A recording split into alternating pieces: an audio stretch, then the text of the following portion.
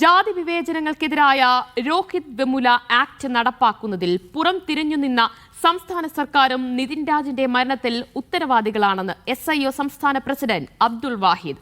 ഇപ്പോൾ ഈ നിയമത്തെക്കുറിച്ച് പറയുന്ന SFIയും തോമസ് ഐസക്കും കഴിഞ്ഞ 10 വർഷം മൗനം പാലിക്കുകയായിരുന്നു. സത്യസന്ധമായ നടപടികൾ സ്വീകരിക്കാൻ സംസ്ഥാന സർക്കാർ തയ്യാറാകണമെന്നും SIO സംസ്ഥാന പ്രസിഡന്റ് ആവശ്യപ്പെട്ടു. ക്യാമ്പസുകൾക്കകത്ത് ജാതീയപരമായി വിവേചനങ്ങൾ അനുഭവിച്ചുകൊണ്ടിരിക്കുന്ന ഒരുപാട് വാർത്തകൾ നിരന്തരമായി അധിക്ഷേപിക്കപ്പെടുന്ന, മാർക്ക് നിഷേധിക്കപ്പെടുന്ന, അതിൻ്റെ പേരിൽ ക്ലാസ് മുറികളിൽ വിവേചനം അനുഭവിക്കുന്ന ഒരുപാട് വിദ്യാർത്ഥികളുടെ കഥകൾ നമ്മുടെ മുന്നിൽ വന്നിട്ടുള്ളതാണ്. നിരന്തരമായിട്ട് ഇവിടുത്തെ കേരള ജനവിഭാഗങ്ങൾ കഴിഞ്ഞ 10 വർഷത്തിലധികമായിട്ട് ഉന്നയിക്കുന്ന ആവശ്യമാണ് രോഹിത് ആക്ട് നടപ്പിലാക്കണമെന്ന്.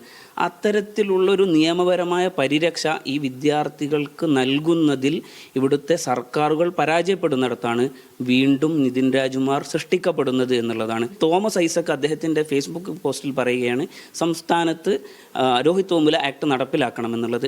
ഇതിനെ സംബന്ധിച്ചിട്ട് കഴിഞ്ഞ 10 വർഷം ഭരണത്തിലുണ്ടായിരുന്ന ആളുകൾക്ക് അവരുടെ മുന്നിൽ രോഹിത് മൂവ്മെൻറ്റിൻ്റെ ഭാഗമായിട്ട് വ്യത്യസ്ത സംഘടനകൾ വ്യത്യസ്ത സന്ദർഭങ്ങളിൽ ഈ ആവശ്യങ്ങൾ മുന്നിൽ വന്നിട്ടും അതിനോട് പുറംതിരിഞ്ഞു നിന്നുകൊണ്ട്, എന്നാൽ ഇതിനപ്പുറത്തുള്ള ഒരു മറുവിഷയം നമ്മൾ എടുത്തു നോക്കിയാൽ EWS അടക്കമുള്ള യാതൊരു ഡാറ്റയുടെയോ പഠനത്തിൻ്റെയോ മുന്നൊരുക്കത്തിൻ്റെയോ ആവശ്യമില്ലാതെ സവർണ വിഭാഗങ്ങൾക്ക് വേണ്ടിയിട്ടുള്ള നിയമനിർമ്മാണങ്ങൾ നടത്തുവാൻ അവർക്ക് യാതൊരു തടസ്സവും ഉണ്ടാകുന്നില്ല. ഈ യാഥാർത്ഥ്യത്തിലേക്ക് നോക്കാതെ നമ്മൾ പുരോഗമനത്തിൻ്റെ മുഖം പറയുന്നത് കൊണ്ട് കാര്യമില്ല, അതിൽ നമുക്ക് മുന്നോട്ട് പോകാൻ കഴിയുന്നില്ല എന്നുള്ള യാഥാർത്ഥ്യം കൂടിയാണ്.